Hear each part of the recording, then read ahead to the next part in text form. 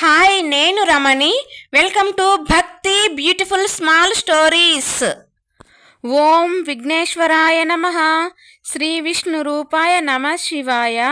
శివరూపాయ విష్ణవే. భగవద్గీత అర్జున విషాదయోగము 34వ శ్లోకము. 1వ శ్లోకం నుండి 33 శ్లోకాలు కూడా ఇంతకుముందు వీడియోలలో చూడవచ్చు. ఆచార్య పితరః పుత్రాస్తథైవ చ పితామహా మాతులాః శ్వశురాః పౌత్రాః శాల్యాః సంబంధినస్తథా.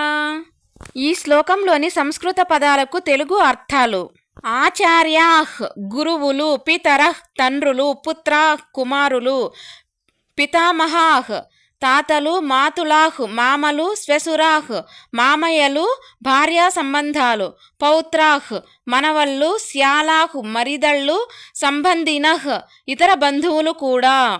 ఈ శ్లోకానికి అర్థము: ఇక్కడ అర్జునుడు అంటున్నాడు, నా గురువులు, తండ్రులు, కుమారులు, తాతలు, మామలు, మామయ్యలు, మనవళ్ళు, మరిదళ్ళు మరియు కొందరి బంధువులు ఉన్నారు. వారిని నేను ఎలా యుద్ధంలో చంపగలను? ఈ శ్లోకానికి నిగూఢార్థం, పరమార్థం, తాత్విక భావం. 1. అర్జునుని వ్యామోహం అత్యంత గాఢం అవ్వడం. ఇప్పటి వరకు రాజ్యం వృథా అని అన్నాడు. ఇప్పుడు స్పష్టంగా చెబుతూ ఉన్నది, ఇవన్నీ నా బంధువులు, వారిని చంపడం నాకు సాధ్యం కాదు. అతని కర్తవ్య బుద్ధి కంటే బంధుత్వ మమకారం బలంగా మారింది. 2. జీవితానికి సంకేతం. మనం కూడా జీవితంలో సంబంధాల పాశం వల్ల చాలాసార్లు కర్తవ్యాన్ని వదులుకుంటాం. ఇది నావాడే ఎలా చేస్తాను అన్న భావన మన ధర్మానికి అడ్డంకిగా మారుతుంది. 3. ఆధ్యాత్మిక రహస్యం. నిజానికి మనం అందరినీ నావాడు, నీవాడు అని విభజించడం మోహమాత్రం. గీతలో తరువాత శ్రీకృష్ణుడు చెబుతాడు, శరీరం తాత్కాలికం, ఆత్మ శాశ్వతం. కాబట్టి నువ్వు చంపేది శరీరమే, ఆత్మ కాదు. కానీ ఇక్కడ అర్జునుడు ఇంకా ఆ నిగూఢమైన ఆత్మతత్వాన్ని గ్రహించలేకపోతూ ఉన్నాడు. తత్వబోధ. బంధుత్వం మనకు సహజమైన అనుభూతి, కానీ అదే కర్తవ్యానికి అడ్డుకట్ట అవ్వకూడదు. నిజమైన ధర్మం అంటే బంధుత్వం, మమకారం, దుఃఖం దాటి సత్యాన్ని పాటించడం. గీత మనకు చెబుతుంది, జీవితంలో కేవలం నా వాళ్ళు అన్న భావనకే పరిమితం కాకూడదు. ధర్మం ఎప్పుడూ ముందు ఉండాలి. అర్జునునికి ఉన్న ఈ మమకారము బంధుత్వ మమకారపు గాఢ దుఃఖాన్ని సూచిస్తుంది. భగవద్గీత 1వ అధ్యాయం అర్జున విషాదయోగం 35వ శ్లోకం. ఏతాన్న హంతుమిచ్ఛామి జ్ఞతోపి మధుసూదన అపి త్రైలోక్య రాజ్యస్య హేతోః కిం నుం మహీకృతే.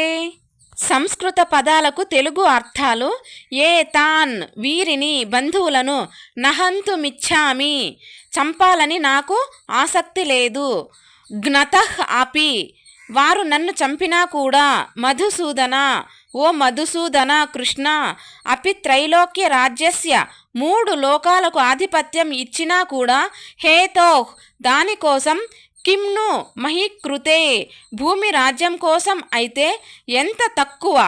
ఈ శ్లోకానికి అర్థము: అర్జునుడు అంటున్నాడు, ఓ మాధవ, మధుసూదన వీరిని నేను చంపాలని కోరుకోవడం లేదు. వారు నన్ను చంపినా కూడా సరే, 3 లోకాలకు ఆధిపత్యం ఇచ్చినా కూడా నేను వారిని చంపను. భూలోక రాజ్యం కోసం అయితే మరీ అవసరం లేనే లేదు. నిగూఢ అర్థం, పరమార్థం, తాత్విక భావం. 1. అర్జునుని బలహీనత మరింత బలపడటం. ఇంతవరకు రాజ్యం వృథా అన్నాడు. ఇప్పుడు మరింత ముందుకు వెళ్ళి చెబుతూ ఉన్నాడు, 3 లోకాలను ఇచ్చినా కూడా నేను నా బంధువులను చంపను. ఇది అర్జునుని ధర్మ సంకటాన్ని, మోహం కప్పివేయడం అని చెప్పాలి. 2. జీవితానికి ఉపమానం. మనం చాలాసార్లు ధర్మాన్ని వదిలిపెట్టడానికి కారణాలను వెతుకుతాం. నాకు ఈ విజయం వద్దు, నాకు ఈ సంపద అవసరం లేదు అని చెప్పుకుంటాం. కానీ అది నిజమైన విరక్తి కానే కాదు. అది బలహీన మనసు నుండి వచ్చే పారిపోవాలి అనే తపన. 3. ఆధ్యాత్మిక రహస్యం. నిజమైన జ్ఞాని లోకాధిపత్యం వదులుతాడు, ఎందుకంటే అది తాత్కాలికం అని గ్రహిస్తాడు. కానీ అర్జునుడు ఇక్కడ వదులుతూ ఉన్నది లోకాధిపత్యం కాదు, తన కర్తవ్యాన్ని. కాబట్టి ఇది మోహ వైరాగ్యం మాత్రమే, నిజమైన వైరాగ్యం కాదు. తాత్విక బోధ కర్తవ్యాన్ని వదిలి నాకు ఏమీ వద్దు అని అనుకోవటం జ్ఞానం కానే కాదు. నిజమైన జ్ఞానం అంటే ధర్మం కోసం పోరాడాలి, ఫలితం వచ్చినా రాకపోయినా. అర్జునుడు ఇక్కడ చెప్పేది 3 లోకాలు ఇచ్చినా నాకు నా బంధువులు ఎంత చెడ్డవారు అయినా వారు నన్ను చంపినా కూడా పర్వాలేదు, కానీ నేను మాత్రం వారిని చంపను. అర్జునుని ఈ పరిస్థితి మనం కూడా అర్థం చేసుకోవచ్చు. అది బంధువులపై మోహం, వ్యామోహం గరిష్ట స్థాయికి చేరుకొన్న సూచన. భగవద్గీత అర్జున విషాదయోగం 36వ శ్లోకం. నచతత్ సుఖం హంతుం జ్ఞాతుమేవాభిమతం భవేత్ ఆతాతైన ఆపి మే భీష్మద్రోణ మహార్థః. ఇదే శ్లోకం ఇంకో విధంగా కూడా నచతత్ సుఖం హంతుమరాధీన్ స్వజనానాహం అపి త్రైలోక్య రాజ్యస్య హేతోం కిమ్ను మహీకృతే. తెలుగు అర్థాలు: నచతత్ సుఖం అది నాకు శ్రేయస్కరం కాదు, హంతుం చంపడం, ఆరాధీన్ స్వజనాన్ తన బంధువులను గౌరవనీయులను, అహం నేను, అపి త్రైలోక్య రాజ్యస్య హేతో 3 లోకాలకు రాజ్యాధికారం ఇచ్చినా కూడా, కిమ్ను మహీకృతే భూమి రాజ్యం కోసమైతే ఎంత తక్కువ. తెలుగు అర్థాలు: నచ తత్ సుఖం ఇది నాకు శ్రేయస్కరం కాదు, హంతుం చంపడం, ఆరాధీన్ స్వజనాన్ తమ బంధువులను గౌరవనీయులను, అహం నేను, అపిత్రైలోక్య రాజ్యస్య హేతో 3 లోకాలకు రాజ్యాధికారం ఇచ్చినా కూడా, కిమ్ను మహీకృతే భూమి రాజ్యం కోసం అయితే ఎంత తక్కువ. శ్లోకానికి సాధారణ అర్థం: అర్జునుడు అంటున్నాడు, స్వజనులను చంపడం వల్ల నాకు ఎలాంటి శ్రేయస్సు లేదు, 3 లోకాల రాజ్యాన్ని ఇచ్చినా వారిని చంపాలని నాకు అభిలాష లేదు, భూలోక రాజ్యం కోసం అయితే అస్సలు అవసరమే లేదు. నిగూఢ అర్థం, పరమార్థం, తాత్విక భావం. 1 బంధుత్వ మోహం పరాకాష్ఠకు చేరటం. ఇక్కడ అర్జునుడు చెబుతూ ఉన్నది బంధువులను చంపితే మనకు శ్రేయస్సు లేదు, ఇది అతని హృదయం బంధుత్వంతో బంధించబడి ఉంది అని స్పష్టంగా చూపిస్తుంది. 2 పాప భావన. అర్జునుడు అనుకుంటూ ఉన్నాడు బంధువులను చంపితే పాపం వస్తుంది, కానీ నిజానికి ధర్మాన్ని వదిలేస్తేనే పెద్ద పాపం. ఇది ఒక తప్పు ఆలోచన. 3 ఆధ్యాత్మిక రహస్యం.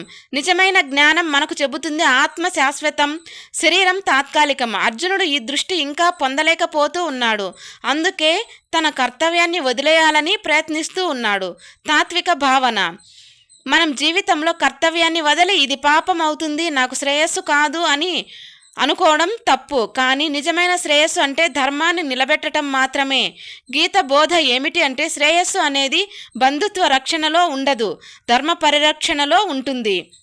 ఇది అర్జునుని యొక్క మోహం, బంధుత్వం, పాప భయం కలిసిన అయోమయ పరిస్థితిని చూపిస్తుంది. భగవద్గీత అర్జున విషాదయోగం 37వ శ్లోకం. తస్మాన్నార్హ వయం హంతుం ధార్తరాష్ట్రాన్ స్వబాంధవాన్ స్వజనం హి కథం హత్వా సుఖినః శ్యామ మాధవ. తెలుగు అర్థాలు: తస్మాత్ కాబట్టి, నా అర్హ వయం మనం చేయరాదు, హంతుం ధార్తరాష్ట్రాన్ ధృతరాష్ట్రుని పుత్రులను చంపడం, స్వబాంధవాన్ మన బంధువులను, స్వజనం హి కథం హత్వా స్వజనులను హతమార్చి, సుఖినః శ్యామ మనం సుఖంగా ఉండగలమా, మాధవ ఓ మాధవ కృష్ణ. సాధారణ అర్థం: అర్జునుడు అంటున్నాడు, అందువల్ల మనం ధృతరాష్ట్రుని కుమారులను, మన స్వబంధువులను చంపకూడదు, స్వజనులను చంపి మనం సుఖంగా ఎలా ఉండగలము ఓ మాధవ. నిగూఢ అర్థం, పరమార్థం, తాత్విక భావం. 1 బంధుత్వ మమకారం గరిష్ట స్థితి. అర్జునుడు స్పష్టంగా చెబుతూ ఉన్నాడు, స్వజనులను చంపకూడదు, ధర్మపరంగా కౌరవులను శిక్షించడం అవసరమని తెలిసినా స్వజనం అనే భావన అతనిని అడ్డుకుంటోంది. 2 తప్పు, సుఖ, దుఃఖ భావన. అర్జునుడు అనుకుంటూ ఉన్నాడు, స్వజనులను చంపితే మనం సుఖంగా ఉండలేము అని. కానీ వాస్తవానికి అధర్మం పెరిగితే సమాజానికి శాంతి ఉండదు. ధర్మరక్షణ వదిలేస్తే నిజమైన సుఖం శాశ్వతంగా దూరం అవుతుంది. 3 ఆధ్యాత్మిక రహస్యం. ఇక్కడ గీత మనకు చెబుతూ ఉంది, సుఖం దుఃఖం బంధువులతో సంబంధం ఉండవని కాదు. నిజమైన సుఖం అంటే ధర్మాన్ని కాపాడటం, ఆత్మ జ్ఞానంలో నిలబడటం. కానీ అర్జునుడు ఈ దృష్టిని ఇంకా పొందలేదు. తాత్విక బోధ మన జీవితంలో కూడా ఇది నా వాడే, దీన్ని ఎలా శిక్షించగలను అనే భావనతో ధర్మం పక్కన పడేస్తాం. గీత బోధ ఏమిటి అంటే స్వజనమా పరజనమా అన్న భేదం లేదు. ధర్మం ముందు అందరూ సమానమే. నిజమైన కర్తవ్యం అంటే ధర్మ పరిరక్షణ. కానీ అర్జునుడు ఇక్కడ బంధుత్వ మోహం కారణంగా ధర్మాన్ని వదిలేయడానికి సిద్ధపడ్డాడు. భగవద్గీత అర్జున విషాద యోగం 38వ శ్లోకం. యద్యప్యేతే న పశ్యంతి లోభోపహత చేతసః కులక్షయ కృతం దోషం మిత్రద్రోహే చ పాతకం. తెలుగు అర్థాలు: యద్యపి యథాపి అయినప్పటికీ, ఏతే వీరు కౌరవులు, నపశ్యంతి చూడలేకపోతూ ఉన్నారు, గ్రహించలేకపోతూ ఉన్నారు. లోభోపహత చేతసః లోభంతో అతి ఆశతో కప్పబడిపోయిన మనస్సు కలిగిన వారు. కులక్షయ కృతం దోషం వంశనాశనం వలన కలిగే దోషం అపచారం. మిత్రద్రోహే చపాతకం మిత్రులను మోసం చేయడంలో ఉన్న పాపం. సాధారణ అర్థం: ఈ కౌరవులు లోభంతో మనస్సు మాయబడి ఉన్నారు కాబట్టి వంశాన్ని నాశనం చేయడం వల్ల కలిగే దోషం, మిత్రులను ద్రోహం చేయడం వల్ల కలిగే పాపం వీరికి కనబడటం లేదు. నిగూఢార్థం, పరమార్థం, తాత్విక భావం. 1. అర్జునుని వాదనలో కొత్త మలుపు. ఇంతవరకు తన బంధువులను చంపడం పాపం అవుతుందని చెబుతూ ఉన్నాడు. కానీ ఇప్పుడు చెబుతూ ఉన్నది ఏమిటి అంటే వాళ్ళు కౌరవులు లోభంతో అంధులై ఉన్నారు కాబట్టి పాపమని వారికి తెలియదు. కానీ మనం పాండవులు, మనం వారిలాంటి వాళ్ళం కాదు. మనం పాపం తెలిసి కూడా ఎలా చేస్తాం? 2. జీవన బోధ. లోభం, అతి ఆశ మనసును మూసేస్తుంది. ఒకసారి మనసు లోభానికి బానిస అయితే ధర్మం అధర్మం అన్న తేడా కనిపించదు. ఇది కౌరవుల మనఃస్థితి. 3. ఆధ్యాత్మిక రహస్యం. ఇక్కడ గీత ఒక సత్యాన్ని చెబుతుంది. లోభం అనేది ధర్మాన్ని నాశనం చేసే మూలం.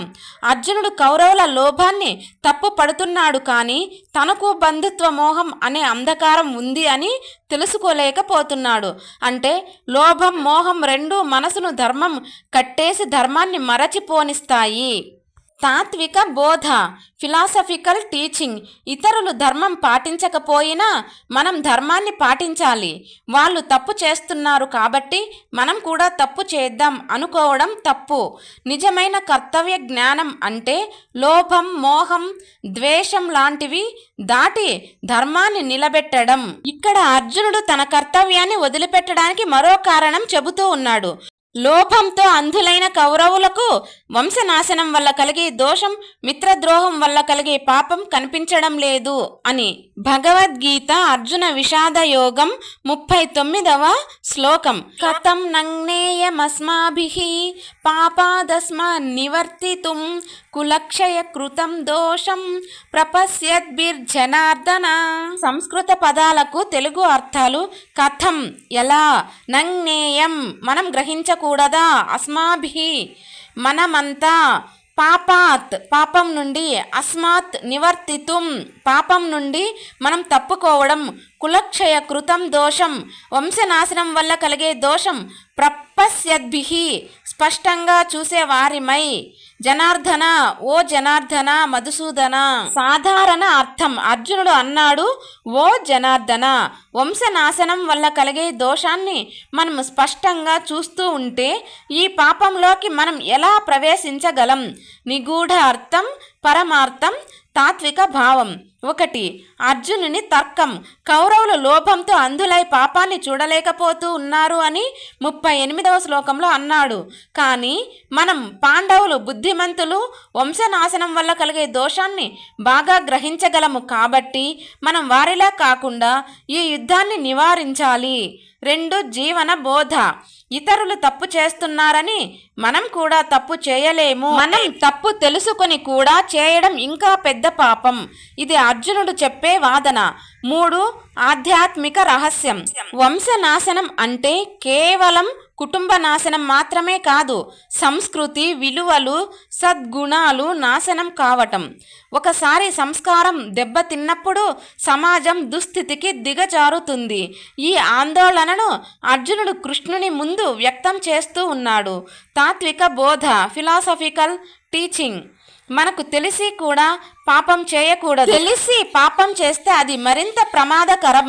నిజమైన జ్ఞానం అంటే దోషం ముందే గుర్తించి దాని నుండి తప్పుకోవటం.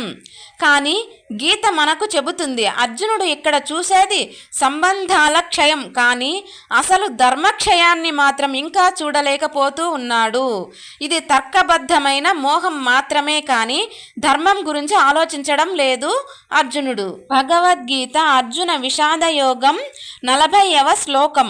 కులక్షయే ప్రణశ్యంతి కులధర్మాః సనాతనాః ధర్మే నష్టే కులం కృష్ణమధర్మోభిభవత్యుత. తెలుగు అర్థాలు: కులక్షయే వంశం నశించినప్పుడు, ప్రణశ్యంతి నశించిపోతాయి, కులధర్మాః వంశ సంబంధమైన ధర్మాలు, ఆచారాలు, నియమాలు, సనాతనాః ఇది ఆది నుండి వచ్చిన శాశ్వతమైన ధర్మం, ధర్మే నష్టే ఆ ధర్మం నశించినప్పుడు, కులం కృష్ణం మొత్తం వంశం, అధర్మః అభిభవతి అధర్మం ముంచివేస్తుంది, ఆధిపత్యం చేస్తుంది, ఊత నిశ్చయంగా. సాధారణ అర్థం: అర్జునుడు అన్నాడు, వంశం నశించినప్పుడు ఆ వంశానికి సంబంధించిన శాశ్వతమైన ధర్మాలు కూడా నశిస్తాయి. ధర్మం నశించిన తరువాత ఆ వంశం మొత్తం మీద అధర్మం విజృంభిస్తుంది. నిగూఢ అర్థం, పరమార్థం, తాత్విక భావం. 1. సమాజ రక్షణలో కుటుంబ పాత్ర. ప్రతి కుటుంబానికి, వంశానికి ఒక ప్రత్యేకమైన ధర్మం ఉంటుంది. ఆచారాలు, సంస్కృతి, నైతిక విలువలు. వంశనాశనం అంటే కేవలం శరీరాల నాశనం మాత్రమే కాదు, ఆ ధర్మ సాంప్రదాయం నశించడం. ఒకసారి ధర్మం పోయాక సమాజం అంతా అధర్మానికి బానిస అవుతుంది. 2. అర్జునుని ఆందోళన. యుద్ధంలో ఇరువురి వంశాలు నశిస్తే సనాతన ధర్మాలు కూడా పోతాయి. ధర్మం పోయాక అధర్మం పెరుగుతుంది. ఇది సమాజ పతనానికి మూల కారణం అవుతుంది అని అర్జునుడు భయపడుతూ ఉన్నాడు. 3. ఆధ్యాత్మిక రహస్యం. కులధర్మాలు అంటే బాహ్య ఆచారాలు మాత్రమే కాదు, ఇది మనస్సులో ఉన్న సత్యనిష్ట, కర్తవ్యబోధ, దైవభక్తి. వంశనాశనం అనేది అంతర్ముఖంగా చూస్తే మనలోని సద్గుణాలు నశించడం. సద్గుణాలు నశించిన చోట అధర్మం, అజ్ఞానం, కామం, లోభం, క్రోధం ఆధిపత్యం చేస్తుంది. తాత్విక బోధ. కుటుంబం, వంశం అనేవి కేవలం రక్త సంబంధం మాత్రమే కాదు, అవి ధర్మ సాంప్రదాయానికి కాపలాదారుల వంటివి. ఒక తరం ధర్మాన్ని వదిలేస్తే తరువాతి తరాలు అధర్మంలో మునిగిపోతాయి, దాన్నే అనుసరిస్తాయి. కాబట్టి ధర్మ పరిరక్షణ అంటే సంస్కృతి, విలువలు, ఆచారాలను నిలబెట్టడం. ఇక్కడ అర్జునుడు ఆలోచిస్తూ ఉన్నది యుద్ధం వలన కేవలం మనుషులు మాత్రమే కాకుండా సంస్కృతి, ధర్మం, ఆచారాలు, సాంప్రదాయాలు కూడా నశిస్తాయి అని.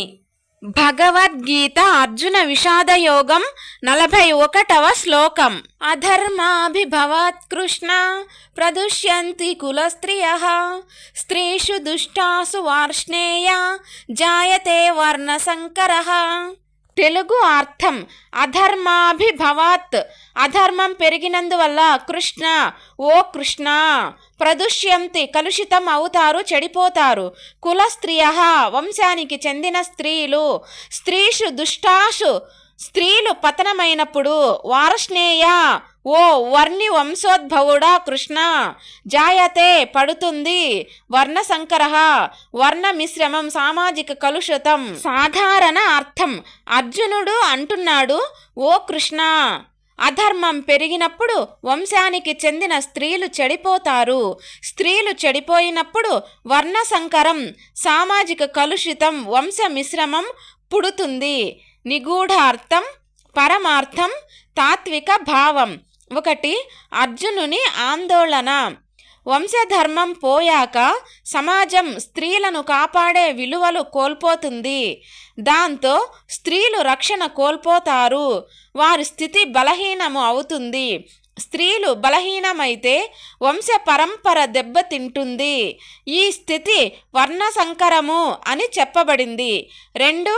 సామాజిక బోధ. ఒక సమాజం నిలబడటానికి స్త్రీల గౌరవం, రక్షణ చాలా ముఖ్యమైనది. స్త్రీలు ధర్మ మార్గంలో ఉండకపోతే సమాజ సమతుల్యత కోల్పోతుంది. ఇది మొత్తం వంశ పరంపరను ప్రభావితం చేస్తుంది. 3. ఆధ్యాత్మిక రహస్యం. ఇక్కడ స్త్రీలు అనేది ప్రకృతి, మనస్సు, శక్తికి సూచకం కూడా. మనస్సు స్త్రీ అధర్మంతో కలుషితం అయితే మన జీవితంలో వర్ణ సంకరము అంటే గందరగోళం, అసమతుల్యత వస్తుంది. ధర్మాన్ని కోల్పోయిన మనస్సు చెడు ఆలోచనలు, సద్గుణ దుర్గుణాల కలయికతో మనసును సంకరజీవిగా మార్చేస్తాయి. తాత్విక బోధ.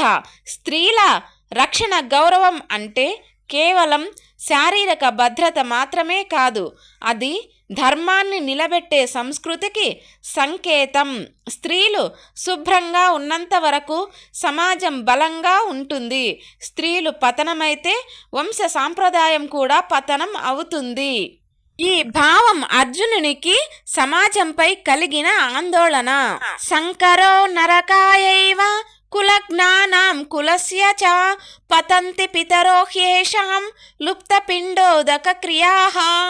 తెలుగు అర్థం: సంకరః వర్ణసంకరము కలుషితం, నరకాయ నరకానికి దారి తీస్తుంది, ఏవా నిజముగా, కులజ్ఞానం వంశాన్ని నాశనం చేసేవారి, కులస్యచ వంశానికి కూడా, పతంతి పడిపోతారు, పితరః పితృదేవతలు, పూర్వజులు, హి ఏషాం వారి వంశనాశనుల, లుప్త పిండోదక క్రియాః పిండ ప్రదానం, తర్పణం లాంటి శ్రాద్ధ క్రియలు లుప్తమవడం వలన. సాధారణ అర్థం: అర్జునుడు అన్నాడు, వర్ణ సంకరం వలన కులాన్ని నాశనం చేసేవారు వారి వంశం నరకానికి దారి తీస్తుంది. ఎందుకంటే వారి పితృదేవతలు శ్రాద్ధ క్రియలు, పిండ ప్రదానం, నీరు సమర్పణ లేక నశించి పతనమవుతారు. నిగూఢ అర్థం, పరమార్థం, తాత్విక భావం. 1. అర్జునుని భయం. వంశం నశిస్తే వర్ణ సంకరం వస్తుంది. వర్ణ సంకరం వలన పితృకార్యాలు ఆగిపోతాయి. పితృకార్యాలు లేకపోతే పితరులు, పూర్వజులు సంతోషం పొందలేరు, వారు పతనం చెందుతారు. కాబట్టి ఇది పాపకార్యం, నరకానికి దారి తీస్తుంది అని అర్జునుడు ఆందోళన చెందుతూ ఉన్నాడు. 2. సామాజిక బోధ. ప్రతి వంశంలో పూర్వజుల పట్ల గౌరవం చూపడం, వారిని గుర్తు చేసుకోవడం, శ్రాద్ధాదులు చేయడం సాంప్రదాయం. వంశం నశిస్తే ఈ సాంప్రదాయాలు కూడా నశిస్తాయి. దాంతో పూర్వీకుల పట్ల గౌరవం కోల్పోయిన సమాజం తనే పతనమైపోతుంది. 3. ఆధ్యాత్మిక రహస్యం. పితరులు అంటే కేవలం పూర్వజులు కాదు, మనలోని మూల శక్తులు, సద్గుణాలు కూడా. మనం ధర్మాన్ని వదిలేస్తే మనలోని ఆ శక్తులు బలహీనమవుతాయి. శ్రాద్ధ క్రియల లుప్తి అంటే మన అంతరంగంలో దైవానుగ్రహం, పూర్వ సాంప్రదాయం కోల్పోవడం. దాంతో మనసు అధర్మంలో పడిపోతుంది, అది నరకం. తాత్విక బోధ. వంశ పరంపర, పితృకార్యాలు కేవలం సాంప్రదాయం కాదు, అవి ధర్మాన్ని నిలబెట్టే ఆధ్యాత్మిక క్రమశిక్షణ. మన మూలాలను వదిలేస్తే భవిష్యత్తు తరాలు దారి తప్పుతాయి. కాబట్టి పూర్వీకులను గుర్తు చేసుకోవడం అంటే మన మూల విలువలను నిలబెట్టుకోవడం. ఇలా జరిగితే కులాన్ని నరకానికి నెడుతుంది. భగవద్గీత అర్జున విషాదయోగం 43వ శ్లోకం. దోషైరేతైః కులజ్ఞానాం వర్ణసంకరకారకైః ఉత్సాద్యంతే జాతి ధర్మాః కులధర్మాశ్చ శాశ్వతాః. తెలుగు అర్థాలు: దోషై ఈ దోషాల వలన, ఏతైః వీటి వల్ల, కులజ్ఞానం వంశాన్ని నాశనం చేసేవారి, వర్ణసంకర కారకైః వర్ణసంకరం కలిగించేవి, ఉత్సాద్యంతే నశించిపోతాయి, అంతరించిపోతాయి, జాతి ధర్మాః ప్రతి జాతికి సంబంధించిన ధర్మాలు, స్వభావానికి తగ్గ కర్తవ్యాలు, కుల ధర్మాః వంశానికి సంబంధించిన ధర్మాలు, చ శాశ్వతాః శాశ్వతమైనవి, ఆది నుండి కొనసాగుతూ ఉన్నవి. సాధారణ అర్థం. అర్జునుడు అన్నాడు, వంశనాశనం వలన కలిగే ఈ దోషాల వలన వర్ణ సంకరం ఏర్పడుతుంది. దాని ఫలితంగా ప్రతి జాతికి సంబంధించిన ధర్మాలు, వంశానికి సంబంధించిన శాశ్వత ధర్మాలు నశించిపోతాయి. నిగూఢ అర్థం, పరమార్థం, తాత్విక భావం. 1. అర్జునుని ఆందోళన కొనసాగింపు. వంశనాశనం, వర్ణసంకరం. వర్ణసంకరం పితృకార్యాల లుప్తి 42వ శ్లోకంలో ఉంది. ఇప్పుడు చెబుతూ ఉన్నది వర్ణసంకరం వలన జాతి ధర్మాలు, కుల ధర్మాలు కూడా పోతాయి. అంటే సమాజ నిర్మాణం మొత్తమే కూలిపోతుంది. 2. సామాజిక బోధ. ప్రతి జాతి, వృత్తి, వర్గంకి ఒక ప్రత్యేక ధర్మం ఉంటుంది. ఉదాహరణ, బ్రాహ్మణుడి ధర్మం విద్య, ఉపదేశం. క్షత్రియుడి ధర్మం రక్షణ, వైశ్యుడి ధర్మం వ్యాపారం, శూద్రుడి ధర్మం సేవ. వంశనాశనం, వర్ణసంకరం వచ్చినప్పుడు ఈ సమాజ కర్తవ్యాలు కలగలసి పోతాయి. సమాజం గందరగోళం అవుతుంది. ఆధ్యాత్మిక రహస్యం. జాతి ధర్మం అనేది కేవలం బయటి కుల వ్యవస్థ కాదు. ఇది మనలోని సహజ స్వభావానికి తగ్గ కర్తవ్యాన్ని సూచిస్తుంది. స్వధర్మం. మన స్వభావానికి తగ్గ పనిని మానేసి మరొకరి పని చేయటం వలన కలిగే గందరగోళమే వర్ణసంకర స్వరూపం. ఆ గందరగోళం వలన మన ఆధ్యాత్మిక ఎదుగుదల ఆగిపోతుంది. తాత్విక బోధ. సమాజం నిలబడటానికి ప్రతి వర్గం తన కర్తవ్యాన్ని చేయాలి. ఎవరి ధర్మం వారు కాపాడకపోతే సమాజ నిర్మాణం కూలిపోతుంది. అంతకన్నా లోతుగా చూస్తే మనసులో ధర్మాన్ని నిలబెట్టుకోవాలి, లేకపోతే మనలోని సద్గుణాలు నశిస్తాయి. ఇది అర్జునునికి సమాజ పతనంపై కలిగిన లోతైన ఆందోళన, భయం. ఉత్సన్న కుల ధర్మాణం మనుష్యానాం జనార్దన నరకే నియతం వాసవతిత్యుశిలేశ్వస. తెలుగు అర్థాలు. ఉత్సన్న కుల ధర్మాణం, కుల ధర్మాలు నశించిన వారి, మనుష్యానాం ఆ మనుషులకి, జనార్దన ఓ కృష్ణ, నరకే అనియతం వాసః నరకంలోని నిరంతర వాసం, భవతి కలుగుతుంది, ఇది ఉశ్రుతం ఇది శాస్త్రాల వలన విన్నది. సాధారణ అర్థం. అర్జునుడు అంటున్నాడు, ఓ కృష్ణ, కుల ధర్మాలు నశించిన మనుషులకు నరకంలో నిరంతరవాసం తప్పదు అని నేను విన్నాను. నిగూఢ అర్థం, పరమార్థం, తాత్విక భావం. 1. అర్జునుని భయం మరింత లోతుగా. వంశధర్మాలు నశించిపోతే ఆ వంశానికి చెందిన మనుషులు నరకానికి బంధించబడతారు. అంటే వారి జీవితమంతా మరణానంతర స్థితి కూడా క్షీణమవుతుంది. ఇది ఆయన చెబుతూ ఉన్న పాప ఫల భయం. 2. సామాజిక బోధ. కులధర్మం అంటే కుటుంబ బాధ్యతలు, వంశ సాంప్రదాయాలు, సంస్కృతి. ఇవి వదిలిపెడితే సమాజం సాంస్కృతికంగా పతనమవుతుంది. అలా పతనం చెందిన కుటుంబాల వారు నరక జీవితం గడుపుతారు. ఇక్కడ నరకం అంటే భౌతిక జీవితంలోనే బాధాకరమైన జీవన స్థితి. 3. ఆధ్యాత్మిక రహస్యం. నరకంలో వాసం అనేది కేవలం మరణానంతర స్థితి కాదు. ధర్మం వదిలేసి అధర్మంలో మునిగిపోయిన మనసు అజ్ఞానం, బాధ, అసంతృప్తి, బంధనాల నరకంలో బ్రతుకుతుంది. కాబట్టి ధర్మరహిత జీవితం జీవించే మనిషి జీవించి ఉన్నప్పటికీ నరకంలో ఉన్నట్టే. తాత్విక బోధ, ఫిలాసఫికల్ టీచింగ్. ధర్మాన్ని వదిలేసినవాడు, వంశ సాంప్రదాయం మానేసినవాడు నిజమైన శాంతిని పొందలేడు. నరకం అంటే మనసులోని బాధ, అసహనం, అజ్ఞానం. కాబట్టి మన కర్తవ్యాన్ని వదలకుండా ధర్మాన్ని కాపాడుతూ జీవించాలి. ఇది అర్జునునిలోని ధర్మ భయం సమాజ పతనంపై ఆందోళనను మరింత బలంగా చూపిస్తుంది. అహోబత మహత్పాపం కర్తుం వ్యవసితా వయం యద్రాజ్య సుఖలోభేన హంతుం స్వజనముద్యతాః. తెలుగు అర్థాలు. అహోబత అయ్యో ఎంత విచారకరం, మహత్పాపం మహాపాపం కర్తుం వ్యవసితాః వయం, మనం చేసేందుకు సిద్ధమయ్యాము. యత్ ఎందుకంటే రాజ్య సుఖ లోభేన, రాజ్య సుఖాల లోభం వలన, హంతుం చంపడానికి, స్వజనం ఉద్యతాః మన స్వజనుల మీద ఆయుధాలు ఎత్తుకున్నాము.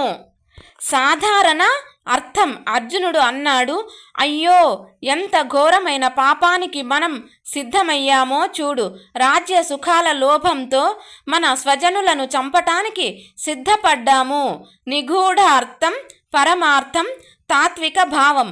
ఒకటి, అర్జునుని మనసులో మోహం పరాకాష్ఠకు చేరింది. ఇప్పుడు అతను భావిస్తూ ఉన్నాడు, ఈ యుద్ధం కోసం మనం చేస్తూ ఉన్న ప్రయత్నం అంతా లోభమే. రాజ్య సుఖం కోసం బంధువులను చంపడం అతనికి అసహ్యం కలిగిస్తోంది. ఈ స్థితి అతని విషాదాన్ని మరింత లోతుగా చేసింది. 2, సామాజిక బోధ. లోభం, అతి ఆశ మనిషిని తన వారిపైనే ఆయుధం ఎత్తే స్థితికి నెడుతుంది. కుటుంబంలో, సమాజంలో కలహాలు ఎక్కువగా ఆస్తి, అధికారం, లోభం వలన వస్తాయి. అర్జునుడు దీనిని గట్టిగా గుర్తు చేస్తూ ఉన్నాడు. ఆధ్యాత్మిక రహస్యం.